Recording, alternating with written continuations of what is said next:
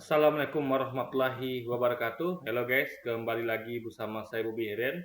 Kali ini kita akan kembali mengomentari video dari Tamperagi yang judul Sila dan Keluarga Yesus berdasarkan Alkitab, Lukas, Matius, dan sumber lain. Nah, jadi pertama saya sampaikan dulu ya. Ini kalau tahu saya ya, silsilah itu kan diambil dari garis bapak gitu kan. Ibaratnya apa namanya kayak saya ya. Silsilah saya itu ya diambil dari garis bapak saya gitu. Nah, jadi, makanya ahli waris itu biasanya dari laki-laki. Makanya ketika kan nggak ada, kita ketahui di dunia ini tidak ada, apa namanya, tidak dibolehkan alias diharamkan poliandri, yang ada kan poligami. Laki-laki punya beberapa istri, bukan wanita punya beberapa suami gitu kan. Nah, dalam dunia medis pun kita ketahui ya, poliandri itu bisa menyebabkan penyakit, guys, ya. Sang wanita beristri lebih satu, bersuami lebih satu itu bisa menyebabkan penyakit, itu udah dikaji oleh medis gitu kan, sudah terbukti. Tapi kalau poligami tidak gitu. Nah, jadi kalau kita lihat Yesus ya, dan juga Nabi Adam ya dan juga Hawa itu nggak ada silsilah gitu. Harusnya. Karena apa? Karena dia bukan ahli waris siapapun gitu. Jadi diciptakan oleh Allah itu langsung kun fayakun. Jadi dia nggak punya bapak gitu kan. Kalau bedanya kalau Adam dan Hawa, kalau Adam diciptakan tanpa ayah dan ibu, Hawa juga, kalau Yesus kan tanpa ayah. Tadi soalnya silsilah Yesus ini nggak ada sebenarnya guys ya. Karena ibunya pun karena kan bukan dari hasil dari hubungan biologis itu. Jadi nggak ada silsilah gitu kan. Jadi dia diciptakan guys gitu loh.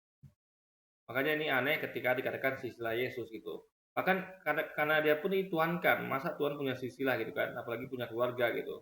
Berarti kalau gitu mereka semuanya adalah keluarga Tuhan gitu kan. Nah, itu dia. Jadi ini guys, kalau mau aja mereka ibu pikir ya, mereka akan sadar gitu. Kalau ini menang apa namanya benar-benar aneh gitu guys. Setelah kita ulangi videonya, kita akan oke, bentar guys. Jadi ya Halo semua, pada kita akan komentari videonya guys ya. Kita mulai sekarang. video ini kita akan membahas tentang silsilah dan orang-orang terdekat Yesus. Kita bisa mendapatkan informasi tentang Yesus dari Alkitab, tradisi Kristen, dan keterangan dari luar Kristen. Contohnya adalah dari Yosefus, seorang sejarawan Yahudi yang bukan Kristen. Dia menulis di dalam buku The Antiquities of the Jews yang ke-20, bab 9 seperti ini. Jadi dia mengumpulkan para hakim Sanhedrin dan membawa seseorang yang bernama Yakobus, saudara Yesus yang disebut Kristus, dan beberapa orang lainnya kepada mereka. Kutipan dari Yosefus yang bukan Kristen ini cukup meyakinkan para peneliti yang paling skeptis pun bahwa Yesus memang adalah seorang tokoh sungguhan, bukan tokoh dongeng. Ini ya guys ya, apa namanya? Ini beda sama dalam Islam. Itu ketika ada perawi yang mana itu yang mengumpulkan hadis ya, lalu dari siapa perawinya, itu diteliti sampingnya detail guys. Jadi beda sama mereka. Mereka ini tidak mengecek siapa ini orang, lalu jujurkah ia, berapa yang saksinya, dan sampai nggak sampai ke Yesus atau gimana pun itu tidak. Kalau kita beda. Makanya kalau dalam segi Islam itu lebih canggih guys daripada mereka meneliti gitu kan. Dia disebut Kristus dan mempunyai seorang saudara bernama Yakobus. Sesuai dengan keterangan di dalam Matius 13 ayat 55, Markus 6 ayat 3, dan Galatia 1 ayat 19, bahwa Yesus mempunyai saudara. Jadi bedanya lagi ya Alkitab dengan Al-Quran itu. Al-Quran itu betul-betul semuanya dari lisan Nabi Muhammad. Informasi dari Nabi Muhammad, seorang nabi yang ummi ya, yang beliau tuh bagaimana beliau bisa tahu informasi gitu. Sedangkan beliau adalah nabi yang ummi dan beliau adalah berdagang. Beliau tidak tertarik atau tidak pernah mengkaji mengenai masalah agama gitu guys ya kan. Nah, jadi itu lebih bisa dipercaya karena beliau pun bergelar alamin. Kalau ini kan memang betul-betul catatan sejarah, makanya tiap beda-beda ya setiap ini. Penulis itu ada Matius, Markus, Galatia. Jadi penulis ini masing-masing punya versi sendiri gitu. Makanya gaya tulisannya pun berbeda. Tulisannya pun tidak sama gitu kan. Itu tandanya memang tiap penulis itu punya gaya tulisan masing-masing. Berarti memang ini adalah termasuk bisa dikatakan buku sejarah. Nah, kalau kan tidak, sejarah dipisahkan. Sejarah itu diambil dari hadis. Hadis itu adalah cerita sejarah masa lampau yang itu diketat sekali guys penyusunannya gitu kan. Kalau Quran tidak betul-betul murni firman Tuhan. Tapi kalau Alkitab itu mencampur antara firman Tuhan yang sebagian diubah tentang manusia yang sesuai dengan informasi dari Quran, dan sebagian lagi berupa catatan sejarah manusia, guys. Catatan sejarah dari Markus, Matius, dan Galatia dan lain sebagainya, guys. Bernama Yakobus. Hal ini menunjukkan bahwa keterangan tentang Yesus di dalam Alkitab cukup dapat dipercaya. Namun demikian, terkadang keterangan di dalam sumber-sumber ini terasa kurang jelas, sehingga menimbulkan beberapa tradisi kepercayaan tentang silsilah pohon keluarga Yesus. Ini artinya, tidak ada satu silsilah pohon keluarga Yesus yang bisa dianggap sungguh-sungguh benar dan diterima oleh semua pihak. Jadi, apa yang akan saya tampilkan adalah salah satu kemungkinan yang mungkin berbeda dengan apa yang menurut kamu benar. Oke, kita mulai aja ya. Ya, berarti artinya Tuhan punya keluarga. Berarti mereka ini semua adalah Tuhan, karena mereka adalah keluarga Tuhan, guys.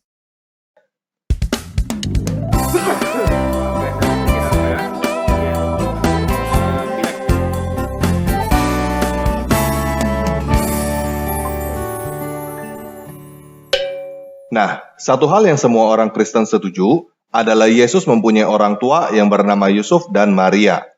Menurut Kristen, Yusuf bukan ayah biologi Yesus. Jadi bagaimana bisa orang tuanya Yusuf dan Maria, sedangkan Yesus dilahirkan tanpa ayah, gitu kan? Karena salah satu kepercayaan mendasar di dalam kekristenan adalah Yesus anak dewata dari perawan Maria yang lahir tanpa persetubuhan manusia sebelum menikah dengan Yusuf. Tetapi secara legalitas, Yesus disebut anak Yusuf. Selain orang tua, Alkitab Bagaimana bisa legalitas jika karena Yusuf, padahal dia tidak dilahirkan dengan hubungan biologis antara Yesus dan Maria, guys. Jadi ini makanya kalau mencoba membuat silsilah keluarga Tuhan, gitu kan. Jadi kacau gini, guys, beneran. juga mencatat saudara-saudari Yesus. Contohnya di dalam Matius 13 ayat 55 sampai 56. Bukankah ia ini anak tukang kayu? Bukankah ibunya bernama Maria dan saudara-saudaranya Yakobus, Yusuf, Simon, dan Yudas? Dan bukankah saudara-saudaranya perempuan semuanya ada bersama kita? Jadi dari mana dia memperoleh semuanya itu? Markus 6 ayat 3 mencatat nama Yusuf dengan nama Yoses. Bukankah ia ini tukang kayu, anak Maria, saudara Yakobus, Yoses, Yudas, dan Simon? Dan Jadi Markus berbeda ya. Markus mencatat katanya Yusuf sebagai Yoses. Jadi jelas berbeda, guys. Makanya ini memang betul-betul dari bukan firman Tuhan. Karena berbeda gitu. Nggak mungkin Tuhan menyampaikan sesuatu berbeda. Ini pasti dari karangan penulis, guys. Karena berdasarkan sejarah juga mungkin kan. bukankah saudara-saudaranya yang perempuan ada bersama kita? Lalu mereka kecewa dan menolak dia. Jadi dari sini kita tahu bahwa Yusuf adalah tukang kayu. Dan Yesus mempunyai beberapa saudara lelaki dan perempuan. Saudara-saudara perempuannya tidak disebutkan namanya, tetapi saudara-saudara lelakinya disebutkan ada 4 orang, yaitu Yakobus, Yusuf alias Yoses, Simon, dan Yudas. Nah, dari sini mulai ada beberapa ketidaksepakatan di antara aliran Kristen. Menurut beberapa aliran Kristen, 4 orang ini adalah saudara kandung Yesus, anak-anak yang dikandung oleh Maria untuk Yusuf setelah kelahiran Yesus. Jadi, secara teknis mereka adalah adik-adik Yesus dan separuh saudara, karena Yesus adalah anak dewata, sedangkan mereka adalah anak-anak biologis Yusuf dan Maria. Namun ada beberapa kemungkinan lain. Menurut tradisi Katolik Roma, Ortodoks Timur, dan beberapa aliran Protestan, Maria tetap perawan sampai akhir hidupnya. Sehingga ada kemungkinan mereka adalah anak-anak Yusuf dari pernikahan Yusuf sebelum Maria, yang berarti mereka adalah saudara Yesus yang lebih tua, atau mereka adalah sepupu. Jadi kalau dikatakan Maria adalah perawan sampai akhirnya, bagaimana bisa dia menikah dengan Yusuf? Gimana bisa? Apakah mereka menikah tidak berhubungan biologis? Ini adalah, itulah kalau sejarah, guys. Kalau Tuhan tidak ada sejarah ya. Sejarah dalam artian pengetahuan manusia nggak ada. Inilah akibatnya kalau kitab suci ya itu berdasarkan dari pikiran kita sejarah manusia.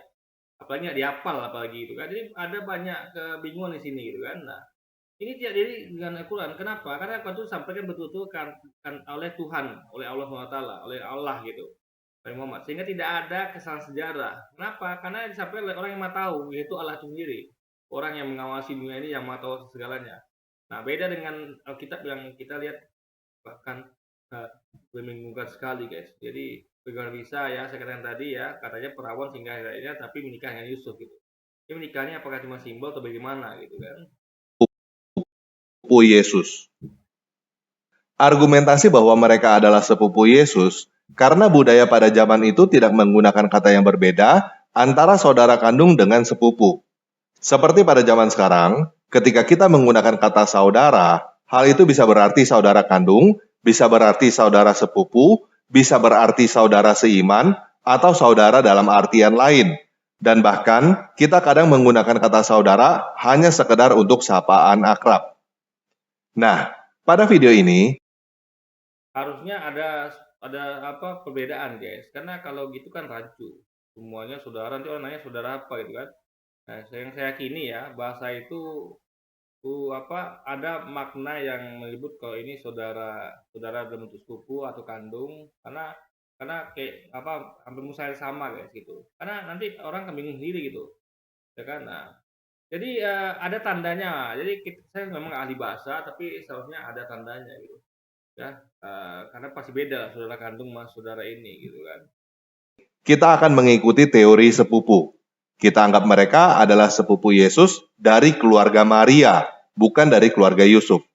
Karena Yusuf sepertinya menghilang dari catatan Alkitab setelah Yesus dewasa, sedangkan Yesus tetap dekat ibunya dan beberapa wanita lain yang kemungkinan adalah bibi Yesus dari keluarga ibu. Yesus juga hilang loh guys dari sejarah dari umur 13 tahun ya nggak salah sampai 30 tahun.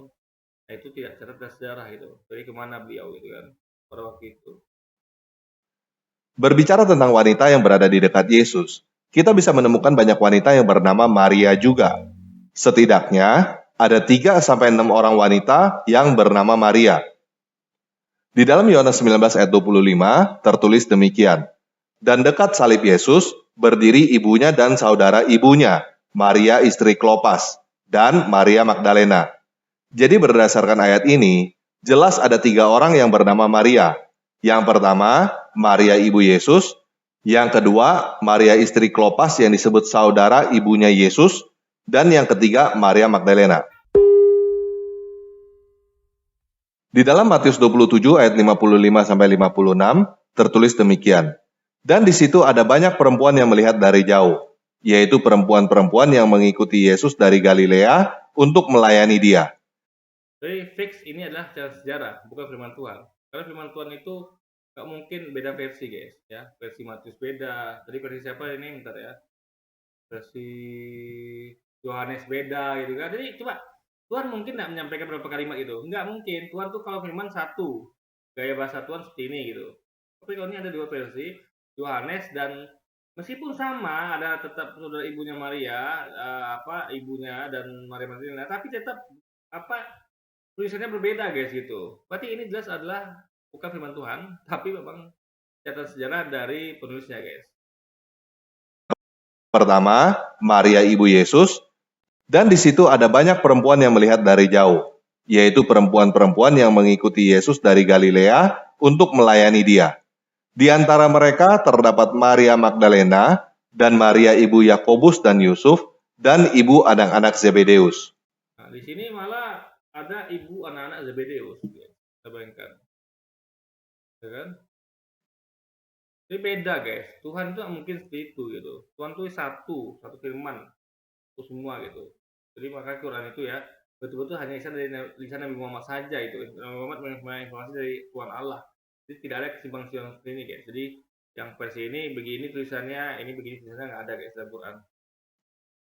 Jadi di sini ibu Yesus tidak disebutkan.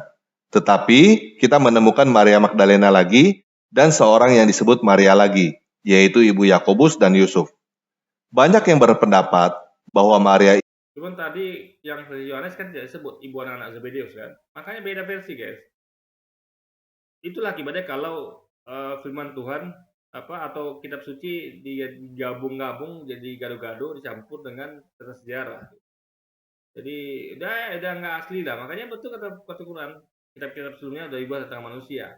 Itu dengan berupa apa? Dengan berupa cara sejarah mereka. Kalau kan tidak dipisahkan. Ini firman Tuhan, Al-Quran, yang ini cara sejarah yaitu di hadis guys. Jadi jelas yang mana firman Tuhan, mana cara sejarah guys. Kalau ini tidak digabung semuanya ya kan. Ibu Yakobus dan Yusuf ini adalah orang yang sama dengan Maria istri Klopas yang disebut di dalam Yohanes.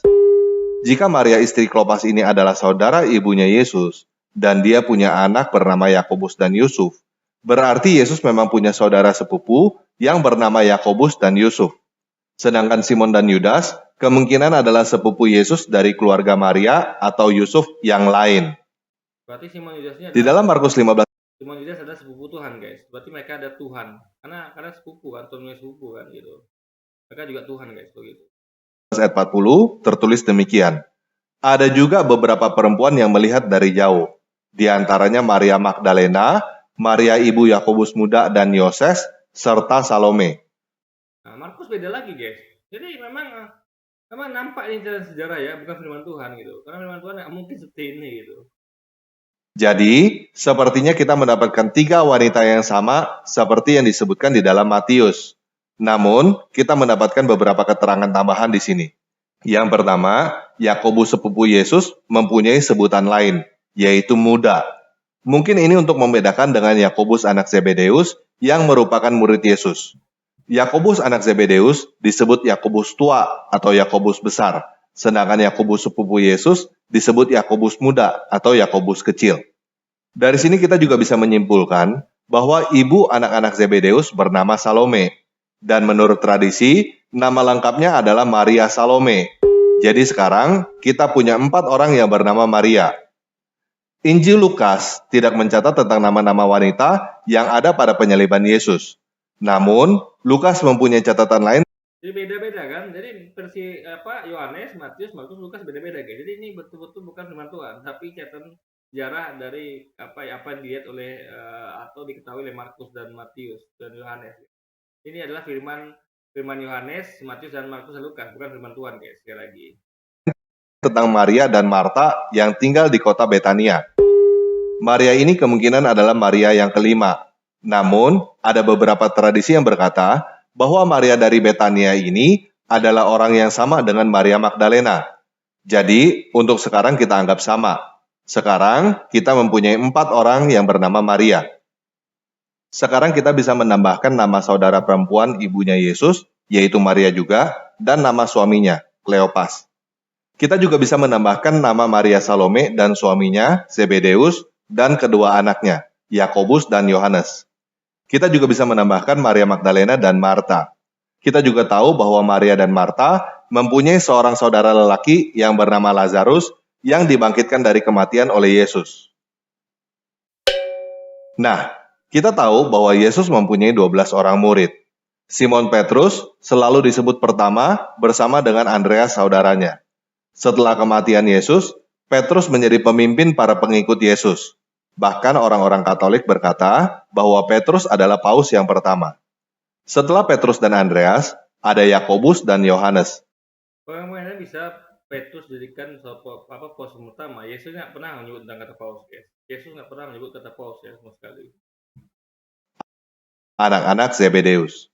Yakobus yang ini di kemudian hari disebut Yakobus yang besar. Kemudian ada Filipus, Bartolomeus yang disebut juga Nathanael, Thomas, dan Matius. Kemudian ada Yakobus lagi yang disebut anak Alfeus untuk membedakan dengan Yakobus anak Zebedeus. Kemudian ada Tadeus yang punya nama lain Yudas, ada Simon orang Zelot, dan tentunya terakhir ada Yudas Iskariot yang akhirnya mengkhianati Yesus. Ingat, catat nama-nama ini ada 12 murid Yesus awal.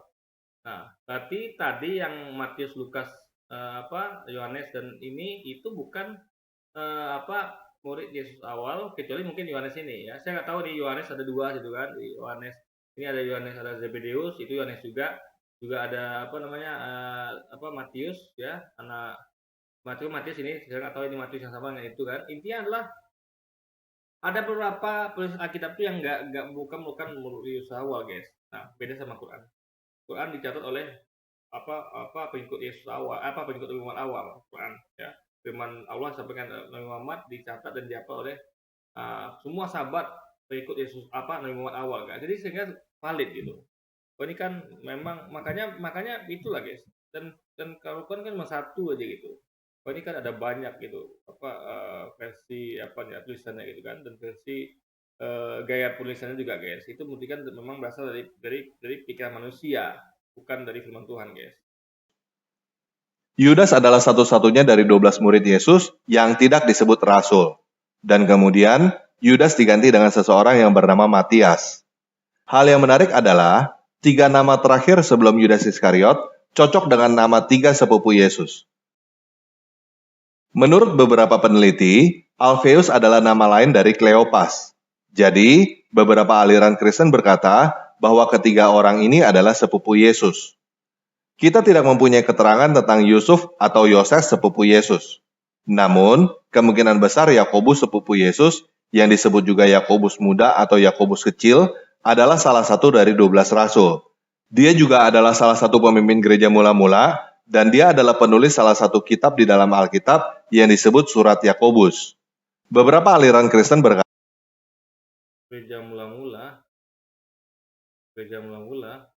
dulu zaman Yesus, guys, tidak ada pernah disebutkan Yesus itu mengajar di gereja, dia mengajar di sinagog.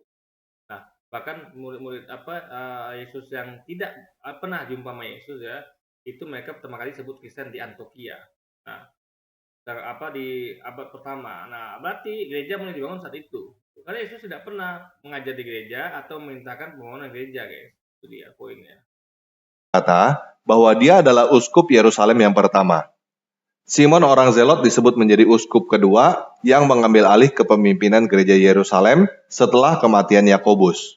Dan Yudas Bagaimana bisa coba? Ini suatu keanehan, guys. Tadeus secara tradisi disebut sebagai penulis surat Yudas yang ada di dalam Alkitab. Menurut legenda, Yakobus yang besar, anak Zebedeus, pergi ke Spanyol dan dianggap orang suci di situ. Dan menurut tradisi, Yohanes anak Zebedeus adalah penulis Injil Yohanes yang menyebut dirinya murid yang dikasihi Yesus pada Injil itu. Dia juga adalah penulis surat 1, 2, dan 3 Yohanes. Dan ingat, ini tidak ada statima ya, bukan kayak dalam Quran, dihafal ya, dan statimanya ada gitu. Sahabat nyimpan dokumen dan juga hafalan turun-temurun. Kalau ini tidak ada, guys. Memang betul-betul ditemukan ke kanon ya, ditemukan lalu dianggap kira-kira ini tulisannya ini dan dari ini gitu. Jadi betul-betul ditemukan, bukan statima, guys, dan bukan dalam hafalan. Dan Kitab Wahyu.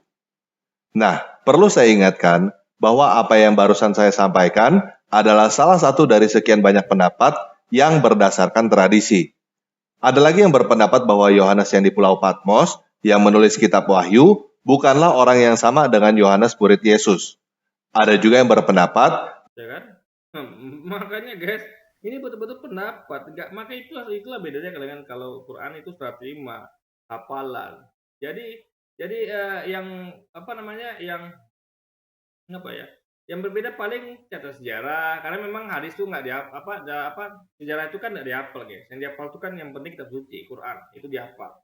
Ya, kalau sejarah itu nggak ada kewajiban dihafal, sehingga berpendapat biasa gitu. Makanya kalau mereka berbeda pendapat, terbukti memang ini sejarah, bukan firman Tuhan. Karena firman Tuhan itu tidak ada perbedaan pendapat sebenarnya. Karena kan namanya firman Tuhan, jadi harusnya dihafal gitu kan, karena itu penting sekali itu. Tapi kalau beda pendapat, ya ini berarti memang betul-betul levelnya secara hadis, guys. Tapi hadis lebih canggih ya, hadis itu memang betul-betul dicek betul orangnya siapa, jujurkah, berapa saksinya, dan sampai nggak sampai ke Nabi. Jadi lebih canggih sejarah dalam Quran disusun, dikaji daripada ini, guys. Bahwa bukan hanya ada 2 orang yang bernama Yakobus di dalam Alkitab, kemungkinan ada 3-4 orang yang berbeda. Menurut beberapa tradisi aliran Kristen, kita mengetahui nama ayah dan ibunya Maria, ibu Yesus, kakek dan nenek Yesus dari garis Maria. Mereka bernama Yoakim dan Hana. Menurut tradisi, Hana adalah anak imam yang bernama Matan. Hana mempunyai saudara perempuan yang bernama Sobe, yang merupakan ibu Elisabet. Hana dan Sobe tidak muncul di dalam Alkitab, tetapi Elisabet muncul bersama suaminya yang bernama Zakaria. Menurut Injil Lukas, Elisabet adalah sanak yang mempunyai hubungan keluarga dengan Maria, ibu Yesus. Elisabet dan Maria hamil pada waktu yang berdekatan.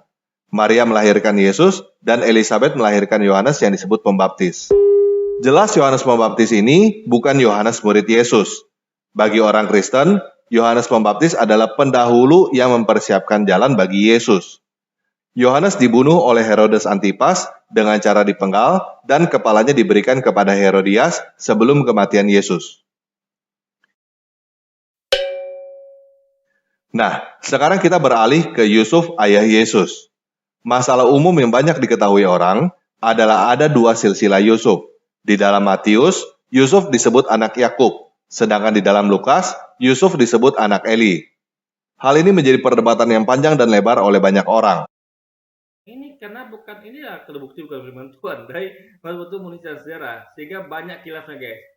Ada beda versi kan. Makanya saya katakan ya, kalau mau diadu Quran dengan kitab nggak selevel guys. Terus terang aja kita bukan apa ya, kita fakta. Jadi level kitab umat Kristen ini adalah level hadis, yaitu sejarah. Maka hadis itu ada hadis sahih, ada hasan sampai ke doif, palsu gitu kan. Jadi sama sendiri gitu.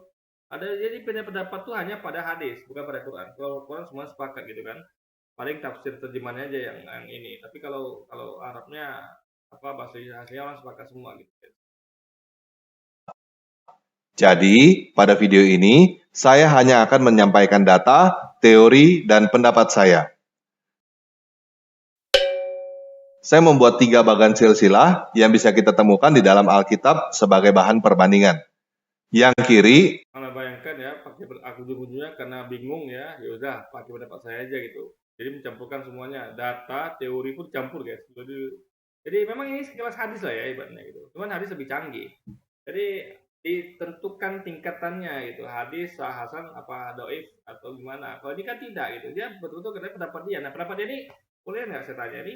Pendapat dia ini tingkat keakuratannya itu sahih kah, hasan atau doif atau palsu gitu guys. adalah silsilah dari Matius. Yang tengah adalah silsilah dari Lukas. Yang kanan adalah silsilah dari Perjanjian Lama, tepatnya dari 1 Tawarik. Silsilah Matius dimulai dari Abraham sampai Yesus. Silsilah Lukas ditulis dari Yesus ditarik ke atas sampai Adam. Tetapi pada bagian ini, saya putar balik supaya tersusun dari Adam sampai Yesus. Silsilah Tawarik dimulai dari Adam sampai Zerubabel. Jadi, kita bisa membandingkan irisan ketiga silsilah ini. Yang pertama, kita bisa membandingkan silsilah Lukas dan Tawarik, dari Adam sampai Abraham. Kedua silsilah ini sama, kecuali ada satu nama Selah di dalam Tawarik, yang di Lukas tertulis 2 nama, yaitu Kenan dan Salmon. Ya kan? Jadi inilah kalau informasi bukan berasal dari Tuhan. Tuhan tuh maha tahu segala guys, tidak ada satupun yang luput dari pengetahuannya. Ini jelas bukan firman Tuhan. Karena firman Tuhan nggak mungkin ada perbedaan. Gitu. Karena Tuhan tuh kan maha tahu gitu kan. Kecuali ada Tuhan yang nggak tahu, bahkan hari kiamat pun kita nggak tahu kapan guys. Itu berarti Tuhan ragukan ketuhanannya. Kemudian kita bisa bandingkan silsilah Matius, Lukas, dan Tawarik dari Abraham sampai Daud. Silsilah pada Matius dan Tawarik Ini sama juga, berbeda juga kan. Makanya ini bukan firman Tuhan, tapi memang betul-betul dari isi kepala manusia guys. sama persis. Tetapi sekali lagi ada tambahan nama di Lukas. Satu nama Ram pada Matius dan Tawarik menjadi Arni dan Admin di Lukas. Dari Daud sampai Zerubabel, silsilah di Matius dan Tawarik mirip dengan beberapa perbedaan. Nama Ahazia, Yoas, dan Amazia terdapat pada Tawarik tetapi tidak terdapat pada Matius. Nama Azaria ini lebih parah lagi nih guys, perbedaannya kan. Jadi kita akui memang ini betul-betul bukan firman Tuhan guys. Yang terdapat pada Tawarik ditulis menjadi Uzia. Hal ini karena Uzia adalah nama lain dari Azaria. Hal ini kita bisa ketahui dari 2 Raja-Raja 15 ayat 7, 2 Raja-Raja 15 ayat 32. Jadi sekarang ini tanpa lagi sedang menunjukkan kalau bahwa kitabnya itu bukan firman Tuhan gitu. Karena firman Tuhan tidak mungkin terdapat miss gitu guys ya kan. Dan tidak mungkin terdapat perbedaan antara yang satu dengan yang lain gitu. Nah, makanya dalam Quran itu guys ya, Anda tidak akan temukan tulisnya siapa, nggak akan ditemukan. Ya, misalnya Al-Quran versi Matius, Al-Quran versi Lukas, atau misalnya kayak Al-Quran versi ya gitulah, atau versi Abu Bakar, versi Ali nggak ada guys. Karena semuanya sama gitu. Hafalan Ali, Umar, Utsman, beberapa sahabat sama semua. Makanya nggak ada versi Ali, nggak ada versi Abu Bakar, nggak ada karena sama gitu. Nah beda dengan hadis. Nah, jadi ikatan mereka ini memang sekelas hadis gitu. Maka beda-beda. Karena firman Tuhan nggak mungkin beda-beda guys. Yang beda-beda adalah catat sejarah. Kenapa? Karena pertama tidak dihafal, karena nggak wajib gitu kan, karena cuma catat sejarah ya. Tapi penting juga untuk dihafal. Ada juga yang hafal, tapi nggak begitu penting karena nggak seperti firman Tuhan ya, yang apalagi Allah janjikan itu kekal, firman itu kekal dijaga dia, makanya dia membuat kita bisa hafal gitu dan dimudahkan untuk menghafalnya. Jadi faktanya kita satu kitab suci dunia yang dihafal dengan Quran itu Allah apa namanya perbuatan Allah agar terjaga Quran ini dari kerusakan guys, dari wabah datang manusia, karena begitu diubah langsung tahu karena banyak penghafal Quran, mereka bisa lihat dan cek, oh ini kok beda dengan hafalan saya gitu kan, sehingga sangat hampir mustahil untuk dimanipulasi atau diubah ya guys, nggak seperti kita sebelumnya gitu kan. Dan 2 Tawarik 26 ayat 1. Kemudian nama Yoyakim di Tawarik juga tidak disebut di dalam Matius. Matius menggantinya dengan istilah pembuangan ke Babel. Dan Matius menghitung pembuangan ke Babel sebagai satu generasi. Sedangkan Lukas jauh berbeda dengan Matius dan Tawarik. Matius dan Tawarik melanjutkan silsilah dari Daud ke Salomo, sedangkan Lukas melanjutkan ke Nathan. Dari 1 Tawarik 3 ayat 5, kita mengetahui bahwa Nathan dan Salomo keduanya adalah anak Daud. Kemudian Lukas melanjutkan dengan sederetan nama yang tidak cocok dengan silsilah lain yang ada di dalam ataupun di luar. Ya iyalah, informasi bukan dari Tuhan kan, tapi betul-betul dari manusia. Ya manusia informasinya terbatas guys, ya kan? Terbatas, ini jelas sekali bukan firman Tuhan, sekali lagi. Alkitab. Yang menarik adalah ada pertemuan lagi antara ketiga silsilah ini, yaitu ada pada 2 nama, yaitu Sealtiel dan Zerubabel. Ada kemungkinan Sealtiel dan Zerubabel yang dimaksud Lukas adalah orang-orang yang sama dengan yang dimaksud oleh Matius dan Tawarik. Tetapi juga ada kemungkinan mereka adalah orang yang berbeda atau hanya kebetulan. Ada hal menarik lainnya tentang kedua nama ini. Menurut 1 Tawarik 3 ayat 19, seharusnya Zerubabel adalah anak Pedaya, bukan anak Sealtiel. Pedaya dan Sealtiel adalah 2 orang dari beberapa anak Yekonya. Namun di tempat lain di dalam Alkitab, Zerubabel selalu disebut anak Sealtiel.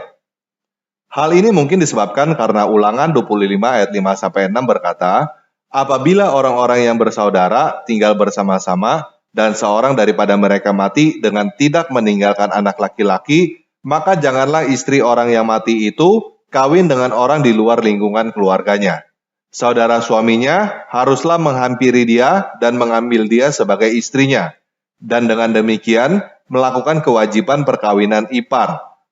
Nah, ini ya di Ulangan aja ada ya, yang mana suami mengambil iparnya gitu. Nah, sementara mereka mengkritik, menghina Nabi Muhammad yang menikahi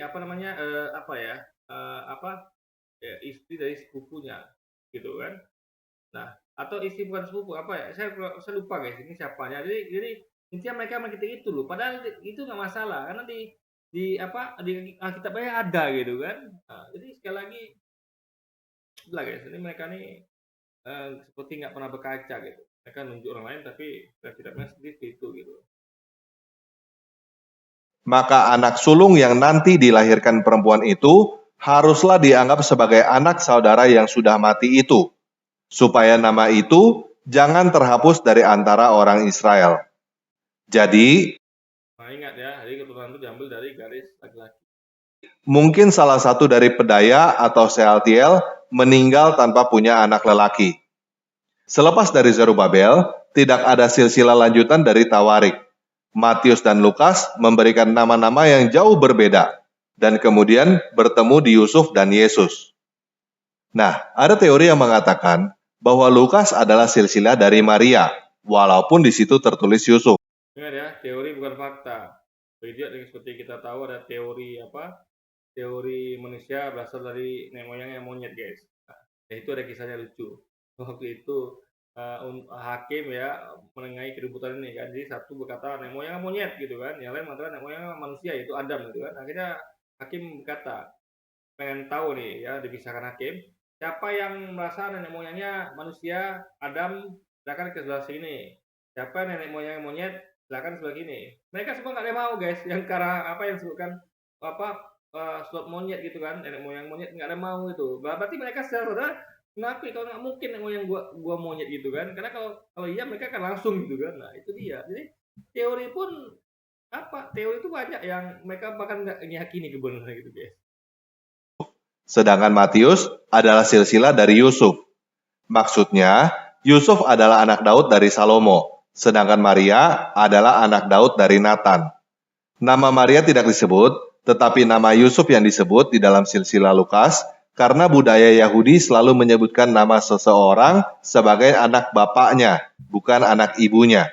Nah, makanya heran kalau Yesus silsilah. Karena memang dalam tradisi Yahudi pun dan tradisi banyak di dunia ini memang dari pihak bapak gitu. Karena Yesus nggak punya bapak, guys. Gitu loh. Nah, makanya kalau mau betul-betul silsilah Tuhan, ya ambil dari Allah gitu kan, langsung gitu. Nah, tapi itulah memang makanya jadi kebingungan, guys. Padahal makanya Yesus itu sebenarnya sama dengan Adam dan Hawa gitu. Jadi dia tuh unik gitu, lahirnya unik gitu, guys ya. Jadi kalau mau diambil silsilah dari ibunya lah, Maria ke bawah gitu. Bawah dia bisa kalau kalau dia punya anak ya. Nah, tapi menurut mereka sendiri dia nikah gitu kan. Nah, jadi bagaimana ceritanya coba? Kalau kita memang dia nggak nikah juga, guys. Itu nggak Yesus nikah ya. Itu ada beda pendapat juga ya. Tapi yang penting kalau menurut mereka itu Yesus nggak nikah katanya, guys. Namun yang menarik adalah kakek Yusuf menurut Matius bernama Matan, sedangkan menurut Lukas bernama Matat. Jadi, ada kemungkinan Matan dan Matat adalah orang yang sama. Dan ada kemungkinan Yakub ayah Yusuf mempunyai nama lain yaitu Eli. Tawarik ada sama sekali ya. Menurut pendapat saya, Lukas tidak bermaksud Akhirnya kembali ke pendapat tanpa lagi gitu. Jadi ini tingkatannya hadis sahih, hasan atau palsu, guys ya. untuk membuat silsilah Yesus. Mari kita baca pembukaan Injil Lukas supaya teman-teman paham kenapa Injil Lukas ditulis. Theophilus yang mulia, banyak orang telah berusaha menyusun suatu berita tentang peristiwa. Nah, ini jelas ini bukan firman Tuhan, guys, tapi surat dari Lukas kepada Theophilus gitu. Bagaimana surat seorang ini berarti kalau dalam Islam itu kayak Umar bin Khattab itu surat kepada Utsman karena ini kita ingin jaga keaslian Quran ya, memang banyak dihafal tapi ingat para penghafal itu banyak meninggal di medan perang syahid. Gimana kalau kita bukukan? Jadi sama, jadi Quran itu tidak mencatat surat misalnya Utsman kepada Umar bin Khattab, guys. Jadi ini bukti fakta yang bukan bukan firman Tuhan. Berarti memang benar ini adalah betul-betul surat dari Lukas kepada Theophilus, guys.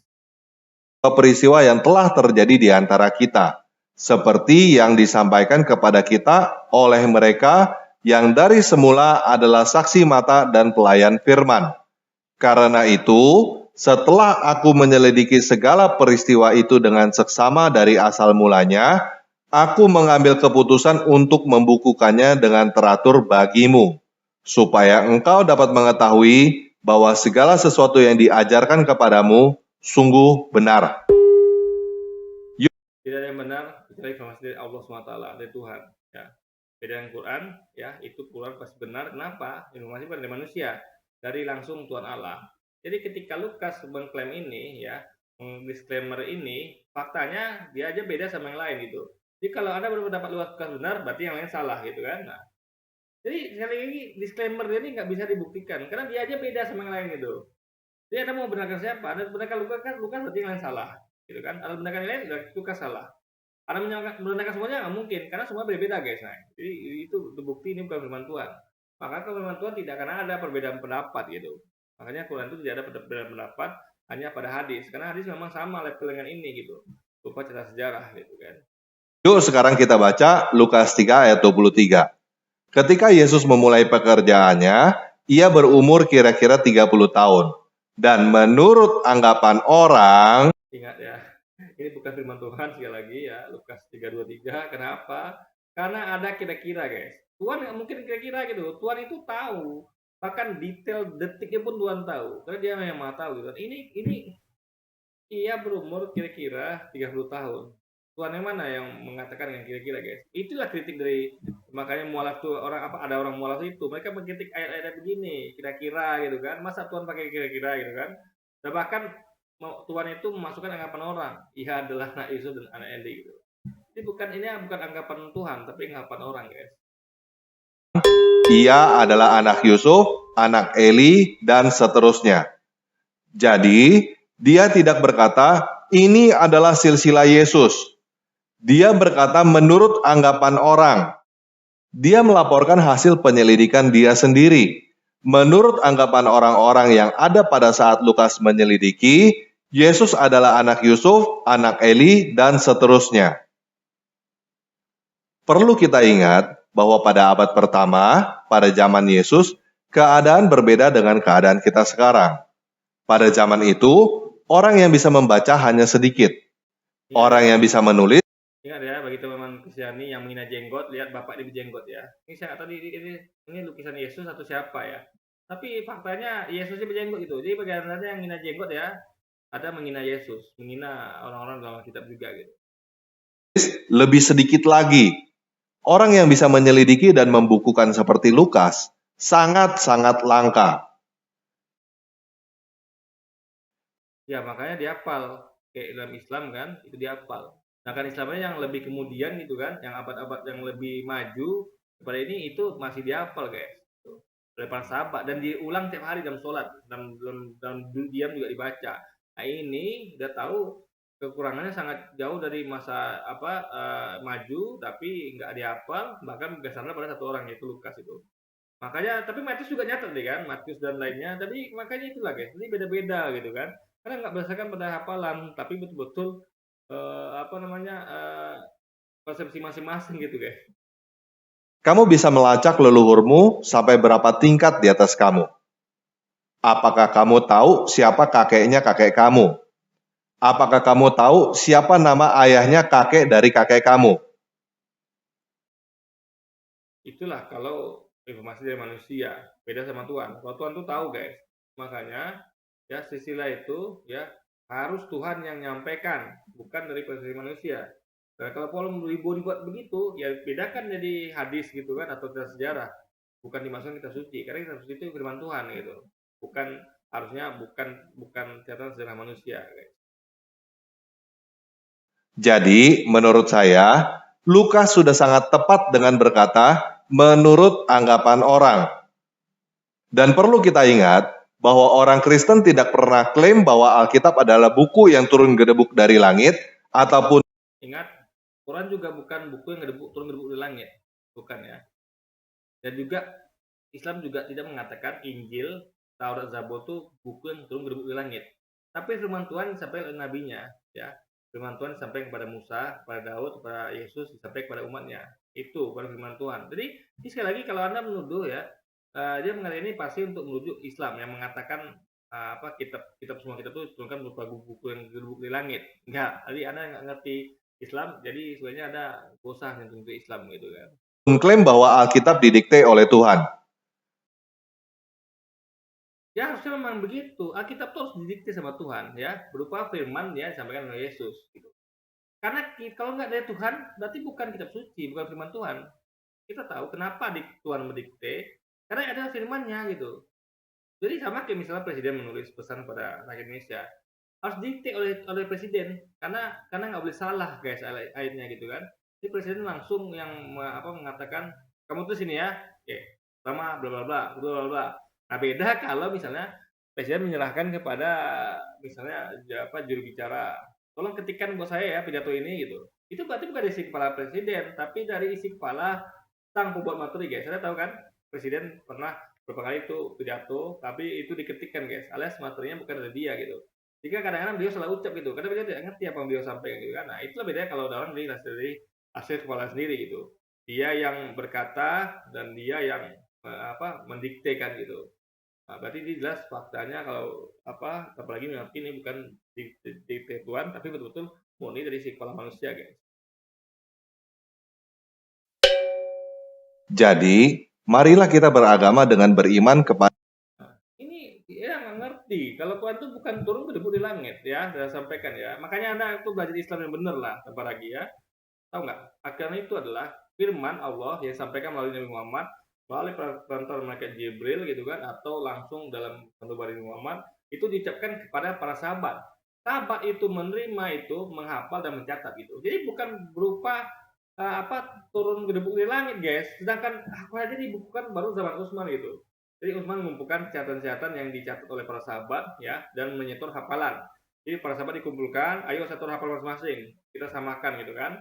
Nah memang jadi perbedaan gitu, paling dialek aja gitu. Kalau misalnya kayak ada yang dialek ngomong dalam dialek suku ini gitu, ada beda dialek aja gitu. Tapi sebenarnya sama guys, yang penting isi materinya sama gitu kan. Jadi sekali lagi nih, apalagi nggak ngerti nih guys, tapi dia malah ngomong yang nggak tidak. Padahal dia harusnya berkaca pada Alkitabnya yang berupa betul-betul tulisan tangan manusia gitu kan. Makanya waktu katakan ya, kita dunia sudah dibuat tentang manusia. Jadi firman Tuhan yang sebenarnya disampaikan oleh Isa, oleh Yesus itu diubah-ubah tentang manusia guys. Bahkan ditambah-tambah menjadi sejarah gitu kan, yang versi manusia yang banyak tadi kekurangannya guys, banyak miss-nya gitu, beda-beda apanya, dan itu banyak kebingungan situ kan. Nah, itulah kalau buatan manusia. Beda dengan firman Tuhan yang pasti benar, guys. Ada apa yang benar? Karena hal itu memang benar. Bukan beragama dengan beriman kepada klaim dusta yang dilebih-lebihkan setinggi langit dan ujung-ujungnya harus mengakal-akali kebohongan supaya kelihatannya benar. Dalam Islam tidak ada, ya, bingungan mengenai Quran tidak ada. Hadis ya ada beda pendapat. Ingat ya, Quran itu tidak ada beda pendapat di antara para ulama. Para umat Islam tidak ada beda pendapat dengan Quran, hanya beda pendapat pada hadis. Karena memang itu sama tingkatan hadis dengan ini, dengan Alkitab gitu kan. Sudah campur-campur gitu kan. Nah, jadi kalau mereka bingung dengan ini, ada juga kebingungan sedikit di hadis. Kenapa? Memang iya, karena secara sejarah berdasarkan saksi manusia, bukan informasi dari Tuhan. Tapi Quran betul-betul semua informasi dari Tuhan. Makanya tidak pernah terjadi beda pendapat tentang sejarah di Quran, karena langsung Tuhan yang sampaikan gitu kan, bukan dari pikiran kepala manusia guys. Alkitab ditulis oleh banyak orang yang hidup pada zaman yang berbeda dari latar belakang yang berbeda. Ya, tapi tidak dicek tingkat kesahihannya. Ini orang apakah jujur apa tidak, saksinya berapa orang gitu kan, sampai nggak sampai kepada Yesus. Itu dilakukan di hadis guys. Ini selagi ya, bukan tergantung pada orangnya hidup di zaman yang berbeda, bukan. Orang ini bohong apa tidak, pembohong apa tidak. Nabi Muhammad itu terbukti alamin, orang terpercaya. Juga Prabu hadis itu ya, kalau dia terpercaya ya, dan banyak kategori lainnya itu tercapai, terpenuhi, dikatakan hadis sahih. Kalau dia pembohong, berarti bukan pembohong ya, lebih tepatnya kurang dapat dipercaya, itu dikatakan bisa sampai bahkan dikatakan do'if, terpalsu. Sekali lagi ya, itu jujur di situ guys, jujur, ada kejujuran dalam hadis. Ya kan tidak ada kejujuran gitu.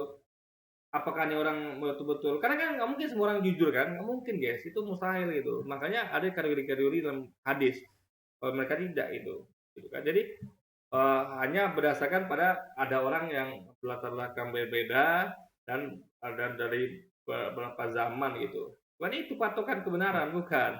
Tapi apakah orang ini jujur, dan apakah itu dicek sampai nggak kepada Yesus? Karena mereka kan nyampe gitu guys. Sekarang ada satima, nggak ada hafalan, makanya lebih canggih Quran dan hadis gitu guys, dalam metode penelitiannya guys.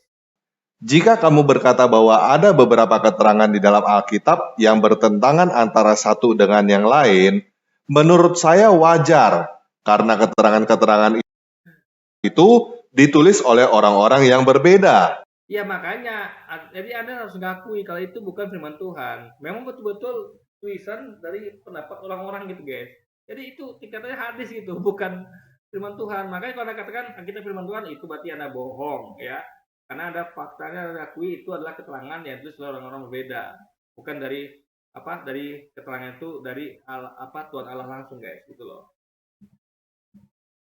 Yang tidak wajar adalah bila ada orang yang mengaku mendapatkan wahyu dari Tuhan bahwa air mani keluar dari antara tulang sulbi dan tulang dada. Nah, ini udah buat mana videonya ya. Ini saya buat videonya. Keluar itu ya, bukan berarti dari penis guys. Maaf ya, mulai testis gitu ya. Ingat, keluar dan memancar itu beda. Ya, ini saya buat kemarin videonya sama kayak bisa gini nih. Air itu keluar bukan dari keran, guys, tapi memancar dari keran. Dia keluar dari bawah tanah, dalam tanah gitu kan. Jadi air keluar dari bawah tanah, dalam tanah dan memancar melalui keran. Itu saya buat kemarin videonya. Jadi dia nggak ngerti mengenali. Jadi ini ngomong tentang sumbernya, di mana sumber air itu, ya. Sumber air itu bukan dia keluar dari mana. Ingat sekali lagi ya. Ya, sumbernya. Ini ngomong tentang sumber gitu.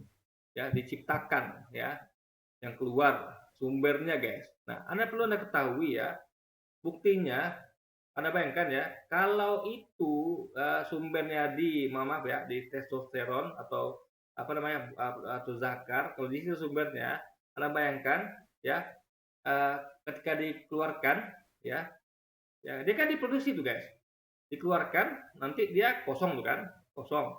Terbukti ketika orang itu habis maaf ya, dia melakukan hal yang haram, misalnya onani atau ya masturbasi, itu kan onani lah ya laki-laki ya, itu kan apanya kering gitu guys. Jadi apanya tuh udah nggak ada, udah kosong itu. Apa ibaratnya stok di maaf ini ngomongnya agak sedikit apa dewasa ya. Di buah zakar itu kan kosong guys. Karena kan setelah dikeluarkan air mani kan kosong gitu. Jadi sama kayak tadi di keran atau di bak itu kan ada kapasitasnya. Sama kayak zakar juga ada kapasitasnya. Jadi begitu itu dikeluarkan ya dipancarkan dari penis atau dari keran kan itu kan habis di bak sama di kantong zakar kan itu produksinya di situ di tulang sulbi, tulang dada dan tulang sulbi gitu guys, diproduksi gitu kan. Nah, jadi ini ngomong mengenai keluar sumber gitu, sama seperti dikatakan tadi saya katakan ya, air keluar dari dalam tanah, benar dong ya kan, itu sumber air dari dalam tanah keluar dan memancar melalui kena air guys. Di sini ada dua, ada keluar dan memancar.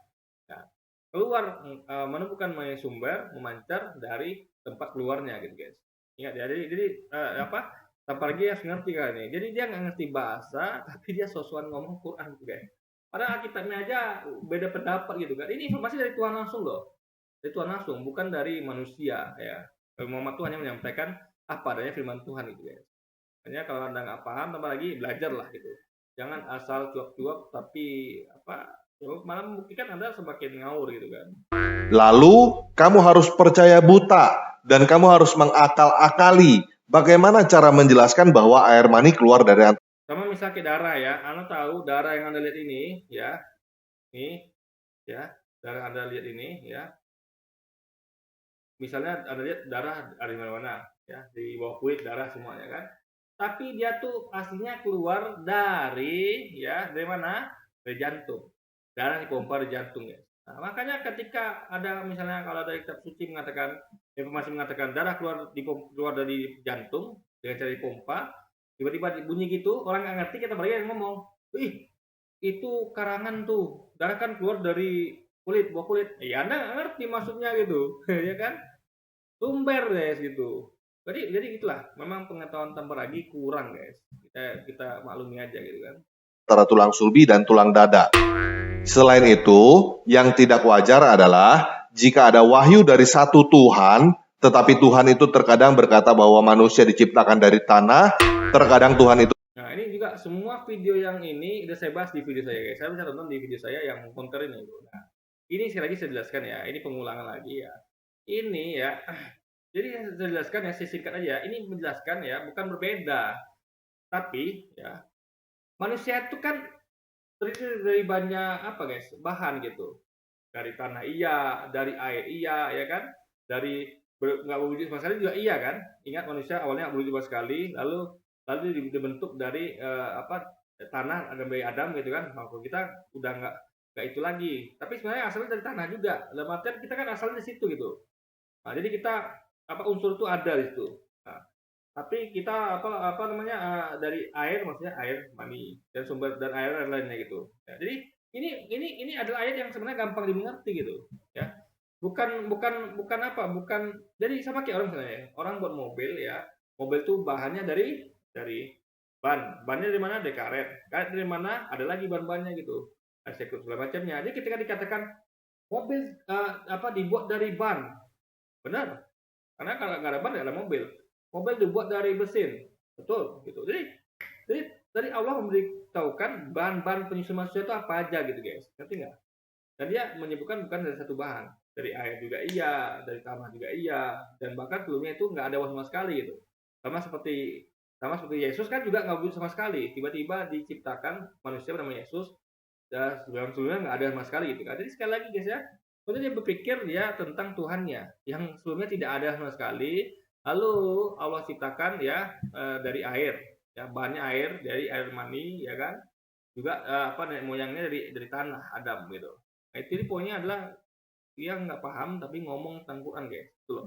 Sedangkan dia aja nggak paham istilah Tuhannya gitu kan, malah dia masuk ke Quran itu. Dia nggak ngerti tentang Islam, tapi itulah guys.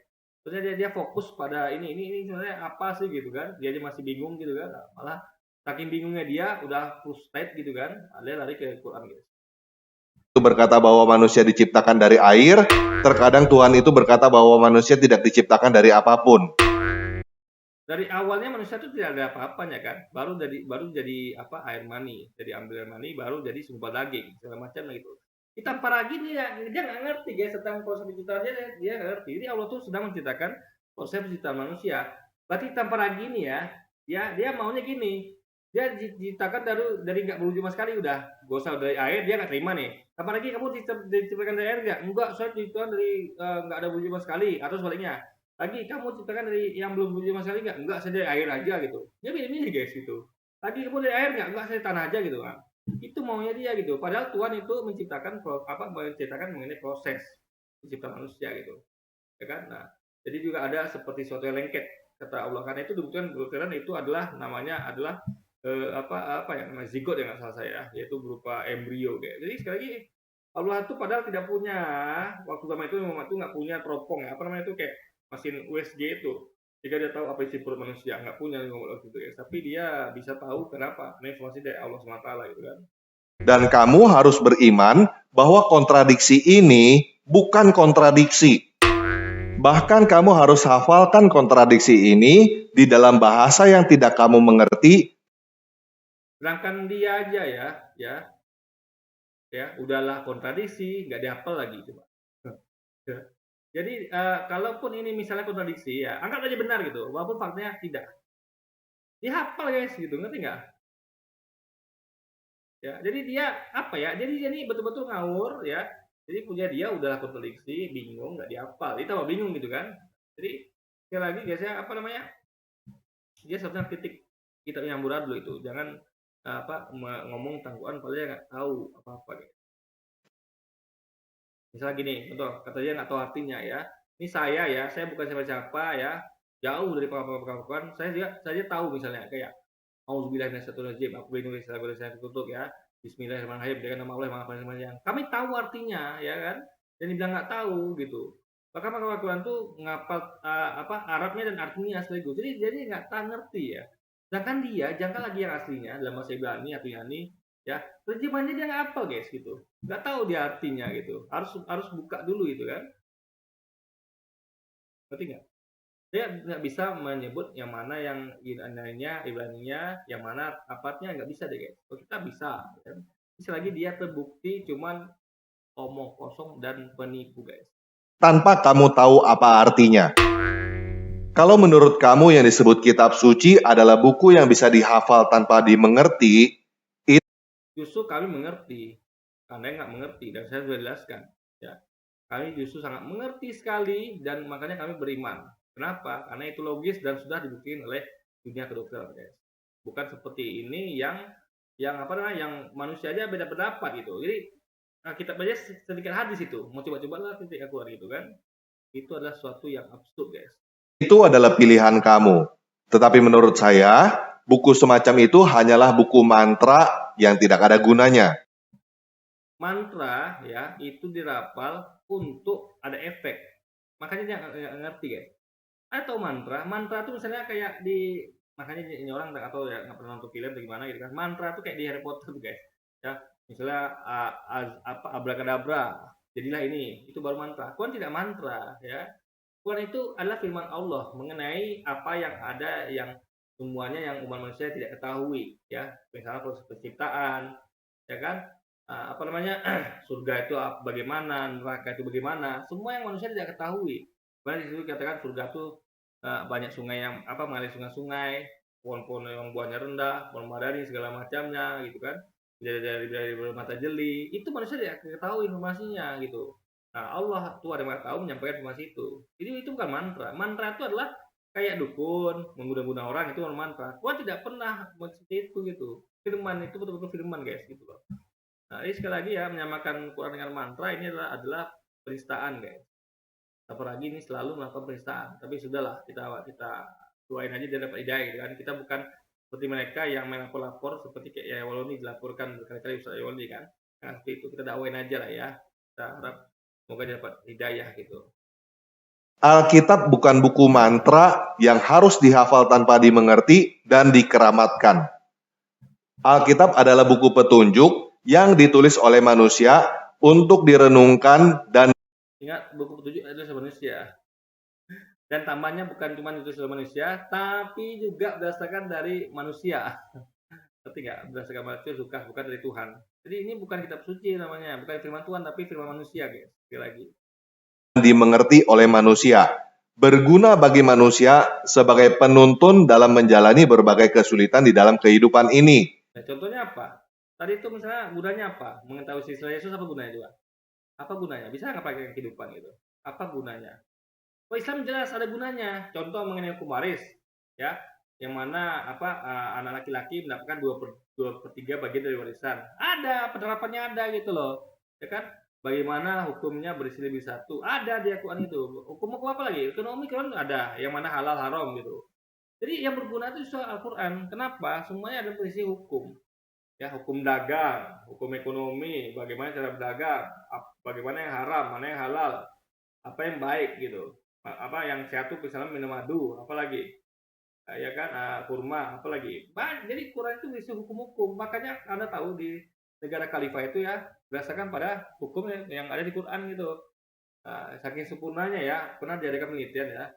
Syariat Islam itu diterapkan ya dengan dibandingkan dengan yang lain, demokrasi, apalagi komunis dan segala macamnya. Yang Islam yang menang guys. Di negara yang Islam itu teratur, kalau ditegakkan hukumnya ya, teratur dan orang takut buat kejahatan. Kenapa? Karena hukumannya tegas guys. Mencuri lebih 3 kali ya, itu dengan niat itu perontangan, apalagi dan berzina dicambuk kan. Jadi tegas hukuman itu sehingga di dalam negara Islam yang menerapkan syariat Islam itu hampir tidak ada perzinahan, perselingkuhan, apalagi yang lain-lain, pemerkosaan, pembunuhan, perampokan, pencurian. Kenapa? Karena hukumannya tegas guys gitu. Beda dengan Anda lihat ya, kejahatan terbesar di dunia ini sekarang ya, terjadinya kejahatan itu ada di Amerika. Paling tinggi tingkat pemerkosaan, pembunuhan, apalagi ya, pencurian, perzinaan, ya, hamil dua nikah itu jadi di Amerika. Amerika pakai hukum apa? Bukan hukum Islam. Penganut mana paling banyak? Kristen. Jadi sekali lagi kalau Islam diterapkan di Amerika, ya diterapkan. Indonesia nggak diterapkan guys. Indonesia itu hanya berupa hukum-hukum yang komunal kayak zakat, waris. Tapi kalau diterapkan di Indonesia ini, Indonesia kan pakai kitab hukum Belanda tuh yang cuma penjara. Itu diterapkan Anda lihat banyak koruptor ya kan, banyak kejahatan. Kenapa? Nggak pakai hukum Islam. Kok pakai hukum Islam? Contohnya kayak Arab Saudi, kayak Brunei. Anda lihat nggak kejahatan Arab Saudi sama Brunei? Sedikit sekali guys. Kalau Anda tengok berita tiap hari ya, yang Anda lihat itu kejahatan dari Amerika, Indonesia, ya internasional ya, ini internasional ya, itu Amerika ya kan, di negara-negara yang mayoritas Kristen. Tapi akan lihat hampir tak ada kejahatan di negara-negara Muslim yang pakai syariat Islam ya, yang pakai syariat Islam ya, bukan negara Muslim aja ya, karena Indonesia juga negara Muslim, tapi pakai syariat Islam seperti Brunei Darussalam ya. Di Arab Saudi ada nggak ada tengok berita kriminalnya? Nggak ada guys, luar biasa. Kalau ada pun satu gitu kan, tapi tengok berita kriminal selalu di mana ya? Kalau Anda baca news internasional, selalu dari negara-negara yang mayoritas Kristen guys. Nah, itu yang perlu Anda pikirkan. Kenapa? Karena hukum dari Tuhan itu sempurna, mencegah manusia dari berbuat jahat guys. Itulah sebabnya Alkitab adalah kitab suci. Ya, saking sucinya berasal dari tulisan manusia dan dari firman manusia. Suci itu kalau dari Tuhan, dari firman Tuhan baru suci. Ya, karena Tuhan Maha Tahu, Maha segalanya dan Maha suci. Manusia nggak Maha suci, bahkan bukan dia Maha suci, suci pun tidak gitu. Manusia itu buang kotoran, mereka juga kadang bohong, kadang mereka itu ya berucap kotor lah gitu kan. Kita pernah gini berapa kali dia ucap kotor coba ya, berbohong lah apalah gitu. Itulah manusia gitu. Ini manusia sekali lagi nggak suci, jadi jangan katakan firman yang keluar dari manusia, tulisan tangan manusia itu katakan suci, enggak. Yang suci adalah Tuhan ya yang Maha Suci, Dia yang tidak pernah ngomong salah, ngomong bohong, apalagi berkata kotor, guys. Alkitab bukan firman Tuhan, tetapi kumpulan kesaksian tentang sang firman Tuhan itu. Enggak. Ya, kesaksian ya sama lah singkat hadis gitu kan. Hadis kan juga kesaksian tentang Nabi Muhammad gitu. Jadi tingkatan sama hadis. Dan itu pun ya, ini bukan cuma tentang Yesus saja, tapi ingat ada surat dari siapa tuh ya? Matius dan Lukas itu kepada Efesus. Ada surat Paulus kepada jemaat Roma gitu. Jadi bukan hanya kesaksian tentang Yesus saja guys, tapi juga surat-surat apalagi tentang apalagi pengakuan rasul yang ketemu mimpi ketemu sama Yesus dan segala macamnya gitu guys ya kan. Jadi ini apa namanya intinya adalah tidak dihafal juga iya gitu kan, sehingga dan tidak di hari turun temurun diwariskan tapi ditemukan sehingga tidak bisa dipastikan itu apakah betul dari orang itu gitu kan. Jadi sekali lagi membandingkan Alkitab dengan Al-Quran itu beda jauh, bahkan yang hadis saja guys ya masih kalah Alkitab karena di situ ada metodologinya gitu. Jadi kalau dalam penelitian tuh pakai metodologi, nggak asal-asal seperti Alkitab guys penelitiannya. Menurut saya, kita tidak seharusnya percaya buta dan mabuk dengan yang namanya agama. Orang Kristen mabuk agama tuh nggak ada ya. Jangan ada tempelkan kata mabuk yang haram itu dengan agama ya. Yang ada mabuk agama, gila agama nggak ada. Yang ada itu adalah semangat beragama. Ngerti nggak? Agama itu sesuatu yang baik. Harus ditempel dengan baik juga, yaitu semangat. Ya, jangan pakai kata mabuk, bro. Mabuk agama, gila agama, nggak cocok. Yang ada tuh mabuk wanita, oke. Maksudnya mabuk wanita itu yang haram ya, bukan poligami, tapi yang haram kayak berzina, pacaran, jadi ganti pacar, itu baru mabuk wanita, ya kan? Nah, tapi kalau mabuk agama nggak boleh, sesuatu yang haram, yang buruk dibandingkan dengan yang baik agama gitu. Tadi dia aja nggak ngerti dengan bahasa guys. Karena mau dengan agama dengan semangat beragama itu oke, sama pengertiannya, tapi elok bahasanya gitu, ya kan? Jadi sekali lagi dia nggak ngerti nih guys. Jadi memang asal orang ini kan ngawur ngaco. Tidak seharusnya terpancing ikut-ikutan agama lain yang mewajibkan umatnya untuk percaya buta. Loh, bukannya dogma imani saja kalau tidak dalam dosa itu ada di gereja dan di Kristen. Kok malah lari ke Islam? Islam itu agama yang logis, semua dipertanyakan. Contoh, kenapa dikatakan keluar dari tulang rusuk dan tulang dada? Nah, itu dikaji oleh dunia kedokteran. Dan kita mengkaji, oh ternyata memang itu sumbernya dari situ. Tapi terpancar dari penis. Jadi bukan sumbernya dari penis. Itu cuma tempat untuk menyimpan sementara dan mengeluarkannya guys. Sama kayak air, sumber dari mana air? Bukan dari bak. Ya, ada kalau lihat sumber berarti keluar dari dalam tanah.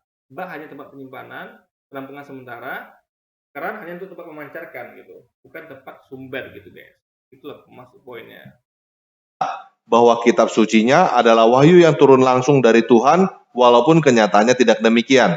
Kenyataannya adalah Anda tidak paham, ya kan? Kami paham betul. Gitu. Makanya kalau nggak paham, nggak usah ngomong ya.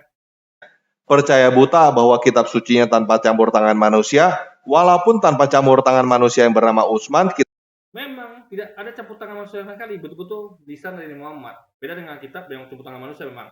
Ada campur tangan Lukas, Matius dan segala macamnya. Bahkan makanya terbukti mereka bingung gitu kan. Jadi sama level dengan hadis, tapi hadis masih di atasnya. Karena hadis pakai metodologi gitu. Jadi Utsman itu tidak campur tangan. Utsman tuh hanya orang yang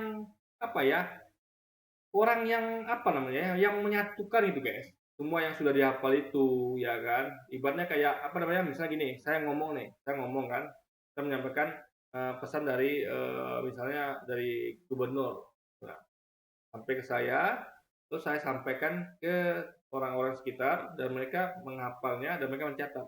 Lalu ada orang inisiatif ya dari beberapa mereka ini inisiatif, kita bukan aja yuk perintah-perintah atau pesan-pesan dari gubernur tadi. Oke, kalau gitu kita kumpul. Coba setorkan hafalan kamu, setorkan dokumen kamu, disatukan itu. Itu kan campur tangan namanya guys, tapi adalah usaha untuk membukukan suatu firman gitu. Jadi sekali lagi beda ya campur tangan tuh. Campur tangan tuh betul-betul ada misalnya gini, misalnya turun ayat ya kan dari Tuhan kepada Nabi, Nabi nyampaikan kepada para sahabat, pada pengikut. Lalu pengikut tidak dihafal, lalu tiba-tiba pengikut menuliskan bukan hanya yang disampaikan oleh saya, tapi juga menulis juga yang lain-lain gitu guys. Sampai silsilah juga apa segala macam. Padahal saya nggak pernah menyampaikan itu gitu kan. Dia menyampaikan juga apa yang tidak saya katakan. Nah itulah mereka. Apa yang Yesus tidak katakan pun mereka tulis gitu. Makanya Yesus pernah bilang ya, was-was terlebih pas bila seorang yang berani mengatakan apa yang tidak pernah aku katakan atau dengan berani mengajarkan apa yang tidak pernah aku perintahkan untuk ajarkan padanya, maka Nabi itu harus mati. Makanya lihat kematian mereka ya, Matius, Lukas dan lainnya nih, bagaimana mereka mati ya, karena Yesus mengancam itu. Yang berani mengatakan apa yang tidak pernah dikatakannya atau berani mengajarkan apa yang tidak pernah diperintahkan untuk ajarkan padanya, yaitu yang bukan kata-kata dia, itu mereka harus mati. Orang yang bukan kebohongan akan binasa. Anda cek kematian mereka gimana ya. Yesus tidak mungkin bohong dan ancamannya terbukti dan harus terbukti dan memang terbukti faktanya. Mereka mati mengenaskan. Ada yang dipancung, disalib terbalik ya kan, salib dan diserang kuda guys. Dan bahkan ada yang dimasukkan ke dalam minyak panas itu. Jadi sekali lagi itu Yesus sudah ingatkan. Jangan pernah ya, artinya kalau dia katakan gitu ya, apabila ada seorang yang nabi yang berani mengatakan apa yang tidak pernah aku katakan, Yesus berarti kan harus betul-betul semua yang kata-kata Yesus siapa kan? Jangan yang bukan kata dia kan? Dan dengan berani mengajarkan apa yang tidak pernah aku perintahkan untuk ajarkan padanya, tentu sekali lagi yang Yesus ajarkan itu adalah kata-kata dia gitu. Kalau ada orang yang nyatet mengajarkan yang bukan kata-kata dia, nabi itu harus mati. Lihat kematian mereka gimana. Jadi sekali lagi ya guys ya, Anda harus paham itu. Yesus sudah mengancam sebelumnya dan terbukti ancamannya nyata guys dan terjadi pada para penulis kitab ini. Kitab sucinya bahkan tidak menjadi buku. Percaya buta bahwa kitab sucinya tidak pernah berubah dan sama di seluruh dunia. Tentu, karena metode dihafal dan dicatat oleh banyak orang dan sampai sekarang dihafal. Jadi makanya kalau dikatakan dihafal itu sudah paling sahih. Ada akan pernah bisa mengubah sesuatu yang dihafal karena ada banyak file-file penyimpanan di dunia ini yang ada di kepala manusia gitu. Jadi misalnya kami ya, kalau dibakar kami nggak khawatir. Memang itu kurang ajar pakai Quran. Tapi kalau dibakar ya, kami nggak khawatir. Kenapa? Ada bakar nih. Coba kita gadakan tes ya. Kita bakar semua Quran di dunia dan kita bakar semua kitab di dunia. Apa yang terjadi? Umat Kristen lost. Mereka nggak punya lagi pegangan. Kenapa? Mereka nggak punya media penyimpanan lain. Mereka betul-betul bersandarkan pada tulisan. Umat Islam dibakar Qurannya. Apa terjadi? Kami tenang. Kenapa? Ada banyak yang akan menuliskan lagi gitu. Dan dicek bersama. Kenapa? Karena dari hafalan guys. Itulah kekuatan hafalan, kehebatan hafalan. Hafalan itu adalah media yang paling sahih, paling benar. Kenapa? Kalau tulisan bisa dibakar. Ya. Manusia harus dibunuh dulu gitu. Anda misalnya saya hafal Quran, Anda harus bunuh saya dulu guys. Ya. Baru saya atau buat saya gila gitu. Baru Anda bisa menghilangkan Quran dari kepala saya gitu. Tapi gampang nggak buat saya gila, buat orang gila, buat orang gila atau membunuh mereka? Nggak gampang guys. Beda dengan cuma tulisan. Anda bisa curi, bisa ambil, bisa bakar, kelar gitu. Kalau Anda bakar Quran ya, itu belum tentu dituntut gitu. Atau bakar kita belum tentu dituntut gitu guys. Mungkin juga ada yang nggak peduli gitu kan. Tapi kalau Anda bakar manusia, jangan Anda bakar, Anda tampar aja. Itu dia manusia bisa melaporkan. Kalau kitab suci bisa melaporkan diri nggak bisa guys. Makanya itu adalah kekuatan hafalan. Yang itu tidak mengerti dari tampar lagi gitu kan. Walaupun kenyataannya kitab sucinya mengalami banyak perubahan dan mempunyai banyak versi. Nah, ini saya terangkan ya, perubahan tidak sama sekali. Kalau ada perubahan ya, orang akan beda hafalan Qurannya guys ya. Anda bayangkan Pancasila kalau diubah ya, satu titik aja, satu huruf aja orang akan berbeda hafalannya. Saya menghafal Pancasila yang belum diubah. Ya, ada lagi menghafal Pancasila dalam bentuk yang lebih diubah. Pasti beda hafalannya, tapi faktanya Pancasila kan sama semuanya. Sama Quran. Ya. Coba tes ya. Ada lihat ya, orang musabakoh lewat Quran itu diuji ya. Atau dia gampangnya habis cilik deh dari titik itu. Lihat bagaimana mereka diuji hafalannya, hafal apa tidak. sang guru yang pengetes itu nggak perlu buka Quran, dia berdasarkan apa dia menilai dari hafalannya juga gitu. Nah, ketika berbeda dengan hafalannya, dibenarkan gitu. Oh, ternyata sang murid ini penghafalnya lupa gitu. Tapi kebanyakan lolos karena memang sama hafalannya itu kan. Jadi mereka paling lupa apa lagi gitu kan. Nah, itu bisa dicek juga dengan langsung Qurannya di saat itu juga gitu. Jadi sekali lagi guys ya, hafalan ini jangan samakan dengan yang asal punya Anda gitu. Beda. Jadi dia ini nggak mungkin, makanya dia ini nggak pernah menghafal, maka dia nggak ngerti hafalan. Jadi Anda tahu ketika ujian ya, apa yang dilakukan murid, mereka menghafal guys. Murid yang mau lulus ujian ya, mau lulus ujian ya, itu mereka menghafal. Ya, mereka menghafal, mereka baca buku juga proses menghafal. Mereka baca buku ulang-ulang. Kalau mereka malas menghafal ya udah mereka baca buku ulang-ulang. Itu namanya proses menghafal. Nah, bahkan yang mereka buat simple lagi, menghafal rumusnya aja gitu. Coba mereka paham rumusnya tapi nggak mereka hafal. Misal gini nih, saya belajar di sekolah. Ya kan? Saya harus ngerti rumusnya. Oh, rumus kali-kali bagi-bagi, singon tangen, ya kan, ekuivalen dan segala macam, akar, kuadrat, ya kan, cos, ya kan, tangen dan segala macamnya saya ngerti. Tapi nggak saya hafal rumusnya.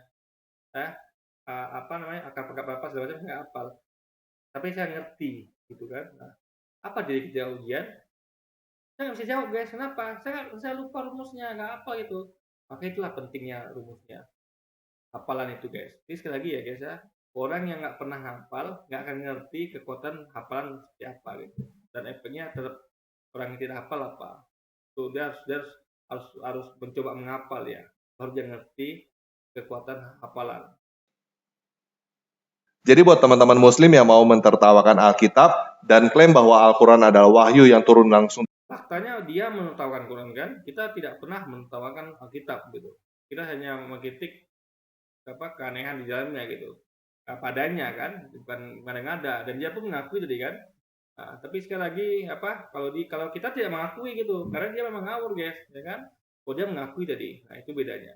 Tapi dia nggak sadar gitu kan, udah tahu dia salah, tapi masih juga nggak ngakui, malah dia nyerang kita gitu guys. Dari Allah tanpa campur tangan manusia, tanpa pernah berubah dan sama di seluruh dunia. Silakan klik link yang keluar sekarang ini. Itu link itu sudah saya komentari, silakan tonton di video saya, misalnya nonton dia guys, karena tulisannya lengkap. Selain video dia juga penjelasannya saya gitu. Untuk mengetahui bahwa klaim yang kamu percaya itu adalah klaim dusta. Oke, sekian video kali ini. Yesus Kristus penguasa saya mengasihi kamu.